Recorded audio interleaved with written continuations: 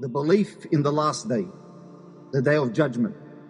And before this day occurs, there are many signs in which the Prophet ﷺ informed us about. One of these signs is the Mahdi. And the Mahdi is one of the signs that will occur towards the end. Who is he? What is he going to do? The Prophet ﷺ informed us that the final hour will not occur until the Mahdi comes forward. And he will fill up the earth with justice, just like it was filled up with oppression and tyranny. So he's going to fix up the corruption that will take place. We already see around us today so much corruption, so much evil, so much tyranny. The Prophet ﷺ also informed us, saying that if there was only one day left for this dunya, Allah would extend this day to allow the Mahdi to come forward. So who is the Mahdi and what is he going to do? First of all, his name. The Prophet ﷺ said, his name will be like my name, and his father's name will be like my father's name. So he will be Muhammad ibn Abdullah, Muhammad the son of Abdullah.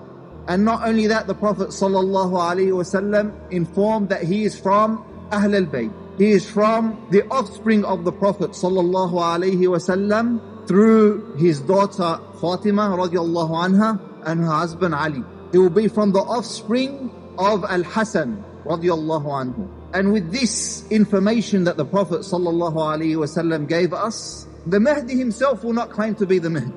He is not chasing leadership or power. It is when the people pledge their allegiance to him, this is when he becomes known as the Mahdi. Not before. Before, he's a righteous man, a knowledgeable man. He has the qualities of a leader, but he's not ready yet. And as the Prophet mentioned, Allah will prepare him in one night. So he'll be ready overnight. He already possesses the qualities, but he's not ready to come forward. He will be a leader. He will rule the Muslims. He will bring justice back to earth. And justice will only come through implementing the Sharia. And there will be many battles fought. And he will come from the east, as the Prophet ﷺ mentioned. And he will have those supporting him initially from the east. And this also refutes the belief of the Rafidah, who believe the Mahdi is in a cave in Iraq and has been there for over 1,000 years. Yani, what's he doing? This goes against the Quran, the Sunnah. It goes against logic, yet they fool the masses.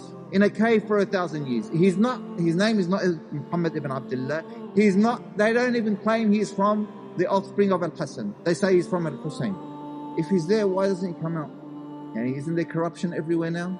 Come out, speak, do something. No, he's waiting. Waiting for what? Who knows? So this is all fairy tales and nonsense. He will come at a time, there will be many earthquakes. Many earthquakes. And this is one of the signs of the final hour, that earthquakes will spread and the Dajjal will be out.